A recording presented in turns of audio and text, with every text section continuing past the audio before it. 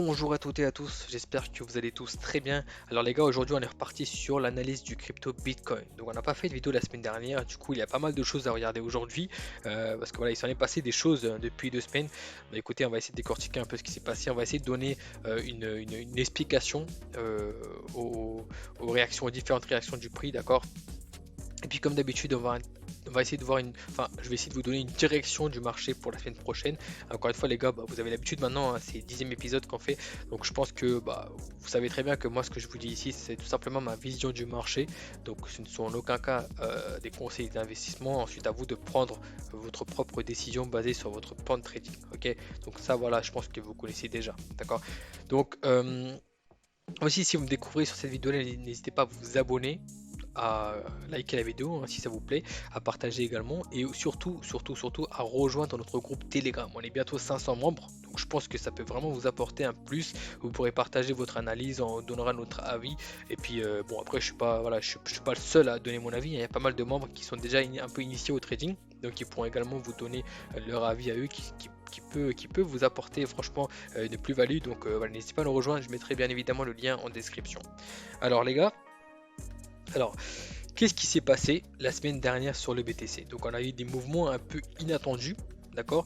Mais si on essaie de voir vraiment ce qui s'est passé, vous allez voir que tout devient un peu plus clair. Alors, déjà, si on prend un peu de recul, qu'est-ce qu'on avait dit à la base? On avait dit déjà il y a quelques semaines déjà, hein, il y a même 2 mois à peu près, on avait dit que le mouvement sur le BTC, on était plutôt dans une tendance baissière, d'accord? Donc là, en fait, le prix avait retracé.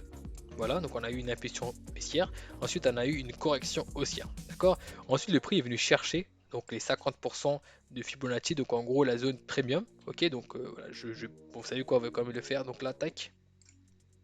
Voilà. Donc juste, je résume un peu ce qui s'est passé hein, rapidement, on va pas vraiment s'attarder là-dessus. Donc juste pour vous résumer rapidement, le prix est venu chercher les 50% de Fibonacci, donc la zone premium, avant de continuer la tendance baissière. Sauf que, sauf que, une fois que le prix est arrivé ici, d'accord, à ce niveau-là, on s'attendait pas que le prix casse cette zone de demand, d'accord. D'ailleurs, c'était même pas un scénario qu'on avait envisagé ensemble, hein. Nous, on avait dit que justement que le prix devait techniquement réagir ici, ok, pour venir chercher cette zone-là, pour ensuite vendre dans le but d'aller casser le précédent plus bas. Ok, donc ça c'était notre intention initiale, ok, c'était notre but au départ. Donc je pense que bah, vous avez la plupart des gens, enfin j'ai également vu sur Telegram, il y a pas mal de gens qui ont acheté le marché à ce niveau-là. Donc ce qui est tout à fait logique, d'accord? Parce que là vous avez une zone de demand, donc vous avez une prise de liquidité claire ici, donc c'est une trendline. Et ensuite ici on pouvait acheter le marché. Donc là on est sur du daily, donc si on bascule rapidement en 4 heures, on peut voir quoi? On peut voir tout simplement que vous avez eu, voilà, vous avez eu un changement, enfin un changement de structure à ce niveau-là. Donc on avait dit quoi?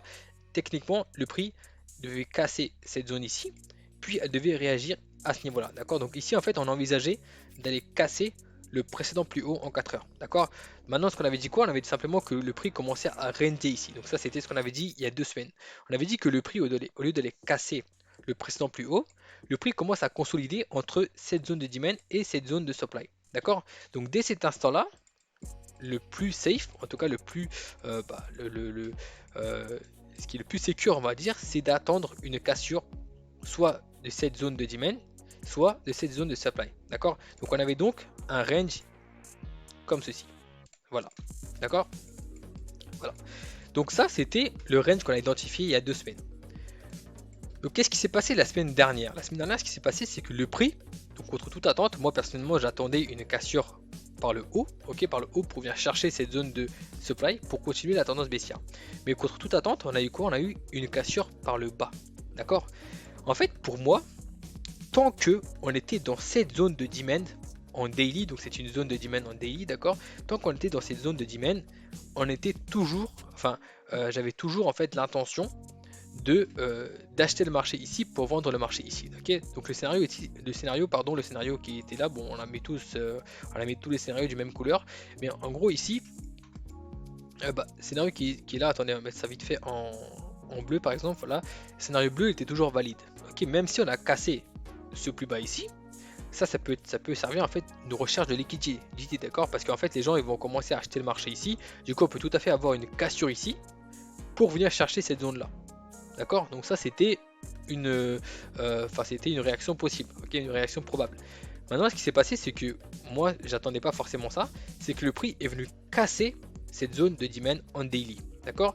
Donc ça, en fait, ce que vous devez comprendre, c'est que ça peut également être une recherche de liquidité, d'accord? Parce que même moi d'ailleurs, comment dire, enfin même si on a on a une stratégie basée sur la liquidité, on peut également se faire avoir, d'accord? Donc là, ce qui s'est passé, c'est qu'on s'est fait avoir. Concrètement, on s'est fait avoir et ça arrivera toujours dans votre carrière de trader, pardon. Même si vous avez une stratégie qui consiste à aller chercher de la liquidité des traders, bah en fait, même vous, parfois, vous vous ferez prendre, d'accord? Donc du coup, ce qui s'est passé, c'est qu'on est venu chercher notre liquidité, donc notre zone de demand avant d'aller foncer à la hausse. Pourquoi? Parce qu'il y a pas mal de gens, justement, ceux qui tradent sans confirmation, etc. Ben, en fait, ils se placent directement parce qu'il y a pas mal de gens qui font du swing trading. Vous voyez? Donc ceux qui font du swing trading, ce qu'ils se disent, c'est très bien, bah voilà, vous savez ici une zone de demand, donc qui n'a pas encore été comblée, vous avez une liquidité, etc. Du coup, ils vont se placer à l'achat comme ceci. D'accord? Et du coup, bah, ils vont se faire prendre. Et du coup, bah, une fois qu'ils se sont fait prendre, bah, il y a pas mal de liquidités sur le marché. Et hop là, du coup, on a eu une énorme impulsion haussière. D'accord? Mais comme nous, on trade toujours avec une confirmation d'entrée, nous, en fait, on a eu, bah, clairement, on a eu le fait de trader avec une confirmation, on a échappé à, un stop loss, pardon. D'accord? Parce que nous, très bien, on trade ici à l'achat. Bim, on trade à l'achat. Donc, on a sûrement pu rentrer en trade ici. Donc, trader à l'achat. Et puis, comme nous, qu'est-ce qui se passe? On se fait sortir à BE. D'accord? Donc, à ce niveau-là, déjà, on sait très bien que nous, on doit éviter de trader là. D'accord? Parce qu'ici, on n'a pas une claire direction du marché. Donc, on ne sait pas si le prix va aller au-dessus ou le prix va aller en dessous. Donc, à ce niveau-là, nous, on s'arrête de trader et on observe le marché. Donc, comme je vous ai dit là, il y a 2 semaines, on observe le marché avant d'avoir Enfin, on va pas intervenir sur le marché avant d'avoir une claire direction du marché. D'accord? Donc, eux, ce qui s'est passé, c'est qu'on est venu chercher la liquidité de tous les traders qui se sont placés ici. Ensuite, qu'est-ce qu'il y a eu? Pour moi, en fait, une fois qu'on est venu chercher cette liquidité-là, on s'attend donc à une énorme impulsion et c'est ce qui a eu lieu, d'accord? Donc là, ici, qu'est-ce qu'on peut observer? On peut observer que ici, cette zone de supply a été cassée, d'accord? Donc maintenant, qu'est-ce qui se passe? On retourne dans le scénario ici. Donc là, on va mettre ça par exemple en violet, voilà. Donc là, pour moi, en fait, on est toujours dans le scénario violet. Qu'est-ce qui s'est passé? On est venu casser cette zone de supply, très bien. Donc c'était quelque chose qui était prévu en gros parce qu'on avait tout de même identifié scénario violet qui se trouve juste ici, d'accord? Donc c'est quelque chose qu'on avait anticipé, d'accord? Enfin anticipé, vous me comprenez, hein, on va pas anticiper, enfin on va pas rentrer en position avec une anticipation, enfin je veux dire, on prévoit des scénarios et puis on agit en fonction, d'accord? Donc là on est venu casser ces zones de supply, pardon. Et ensuite qu'est-ce qui se passe? On va donc attendre le prix dans la zone de demand qui a permis de casser ces zones de supply. Donc elle se trouve où cette zone de demand? Elle se trouve là, ici. Donc cette zone ici, vous avez bah, je sais pas si vous avez vu ma vidéo sur les order blocks. Donc là ici vous avez la zone, donc une des zones où on peut attendre le prix. Vous avez également toutes ces zones ici, donc on peut également attendre le prix dans cette zone là. Ok. Donc ici vous avez une zone raffinée et ici vous avez une zone dans sa globalité, d'accord? Donc on peut attendre le prix soit là, soit là. Donc le prix peut tout à fait se retourner à ce niveau-là ou alors venir chercher notre zone raffinée qui se trouve juste en dessous, ok? Donc là en l'occurrence on est venu chercher notre zone qu'on a raffinée, donc voilà, donc à ce niveau-là. Donc je vais juste supprimer cette zone ici. Et là en fait techniquement, qu'est-ce qu'on devrait faire? On devrait acheter le marché. Par contre, donc je dis bien par contre, moi je vous ai fait une vidéo sur la liquidité. Qu'est-ce que je vous ai dit? Il faut toujours trader lorsque vous voyez une liquidité claire sur le marché. En fait, là, ce qui se passe, c'est que le prix, impulsion haussière, impulsion baissière. Où est-ce que vous voyez une liquidité ici? Vous n'en voyez pas. D'accord? Moi, lorsque j'attends le prix ici, moi, je veux un pullback comme ceci. D'accord? Je veux un pullback avec une prise, enfin, avec une création de liquidité des deux côtés. D'accord? Comme ça, lorsque le prix viendra sur ma zone d'attaque, on aura donc une prise de liquidité. Les gens vont commencer à acheter le marché sur cette trendline par exemple et ils vont se faire sortir. Et nous, on rentre en position juste en dessous. D'accord? Donc ça en fait, ça aurait été le scénario parfait pour moi. Donc là du coup maintenant ici pour moi, ça devient tout de suite un trade beaucoup plus risqué. Parce que comme nous on attend donc un trade à l'achat sur cette zone là et puis on voit pas de liquidité, ce qui peut se passer c'est que le prix peut tout à fait venir chercher cette zone là, donc venir chercher le stop loss des acheteurs qui vont se positionner ici sans confirmation ou même avec confirmation et venir chercher leur stop loss avant de continuer la tendance interne haussière. D'accord? Donc juste pour vous dire que faites attention au pullback. Enfin, quand on trade, on va pas uniquement se focaliser sur les break-off structures et les PY. D'accord? On va également regarder la nature du pullback, comment est-ce que le pullback est fait, où sont les liquidités, où est-ce qu'on va pouvoir intervenir une fois que la plupart des traders se sont fait sortir. D'accord? Tout ça, ce sont des éléments à prendre en compte et à noter dans votre plan de trading. Donc là, du coup, ici, pour moi, il n'y a aucune liquidité. On va juste aller voir en 4 heures.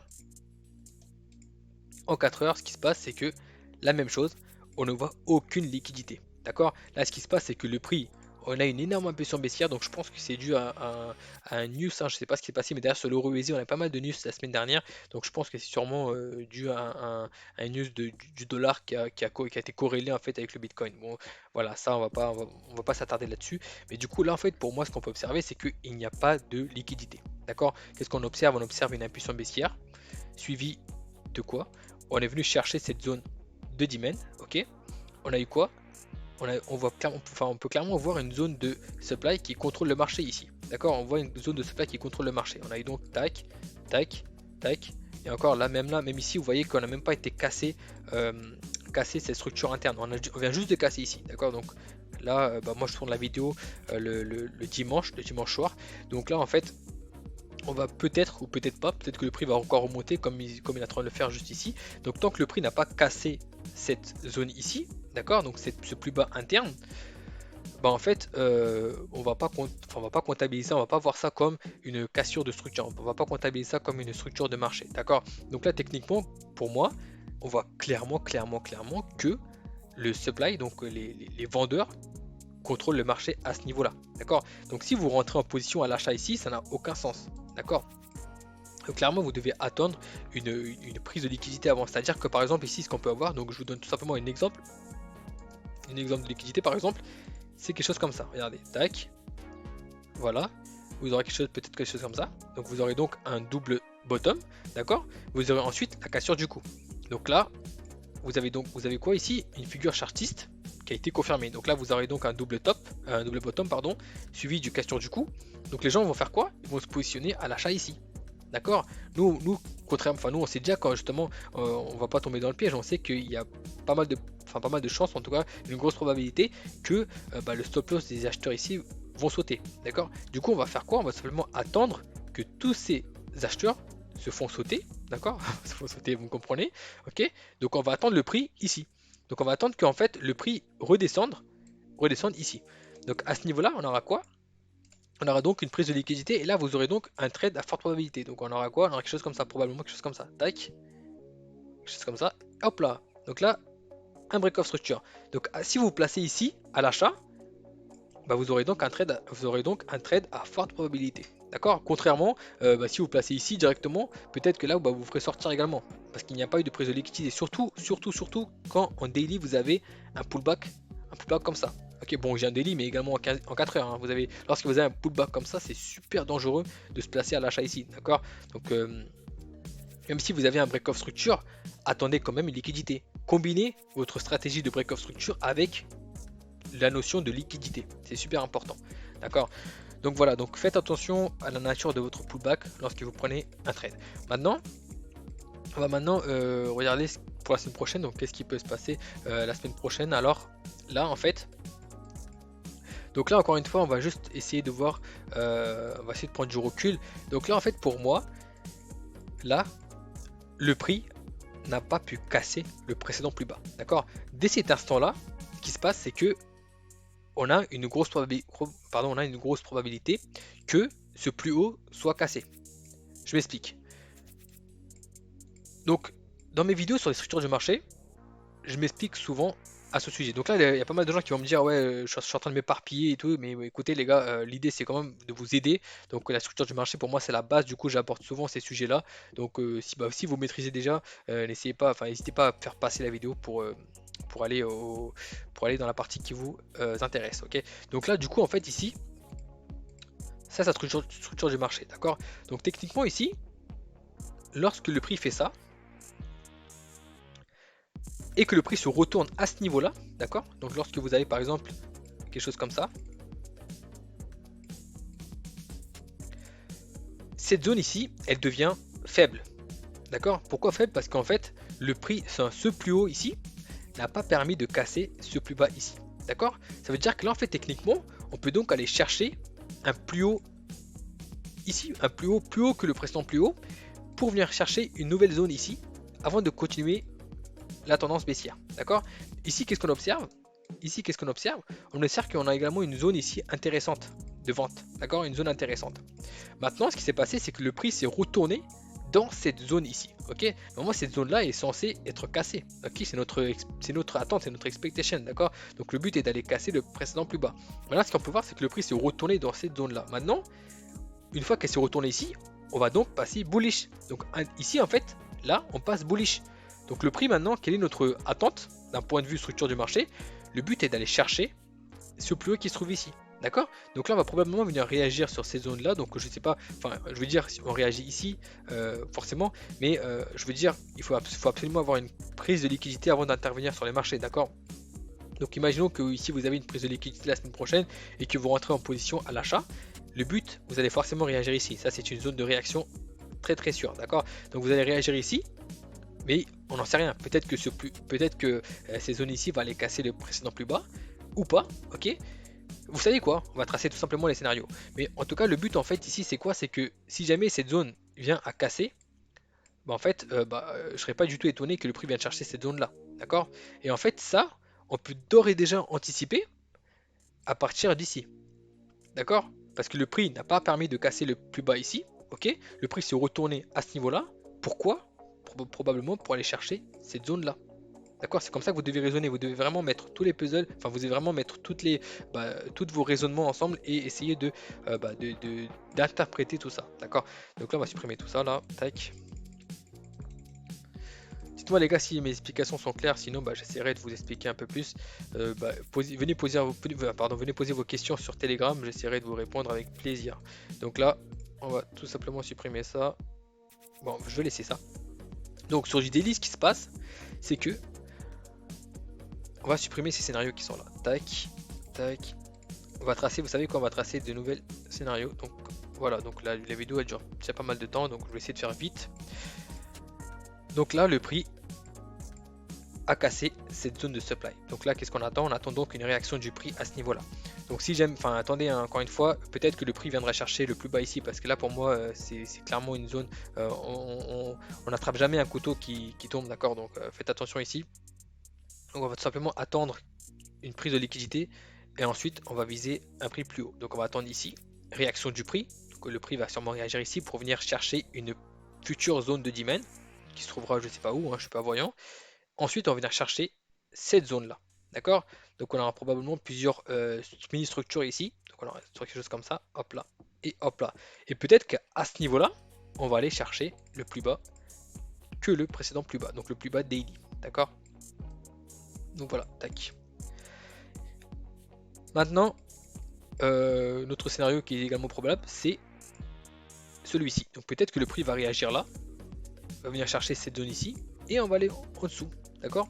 Ça c'est également quelque chose de possible. Parce que bon, nous, on identifie le scénario. Donc ici, en gros, on va vendre de marché, et on va voir comment est-ce que le prix va réagir dans la zone de demand qui va suivre. D'accord? Donc actuellement ici, ce qu'on peut voir, c'est tout simplement une structure du marché comme ceci. Tac. Voilà. Donc on va probablement attendre une future, une future zone de demand qui va permettre de casser cette zone de supply. D'accord? Donc là techniquement, voilà pour moi ce qui devrait se passer. Pardon. Ok. On va juste basculer rapidement en 4 heures. En 4 heures, voilà ce qui se passe. Donc là, on attend donc une réaction du prix ici.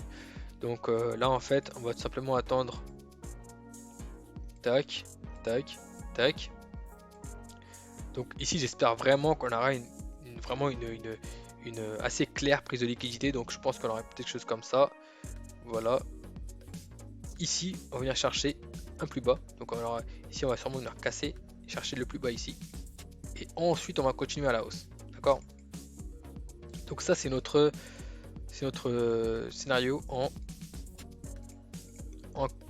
4 heures, d'accord?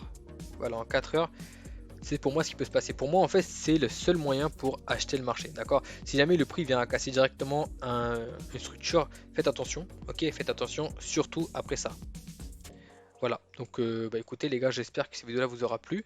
Donc pour moi, c'est ce qu'on va essayer de voir la semaine prochaine. Donc si jamais il y a pas mal d'évolutions, enfin si jamais le prix bouge pas mal la semaine prochaine, bah écoutez, on va reprendre cette vidéo-là, enfin cette série-là une fois par semaine.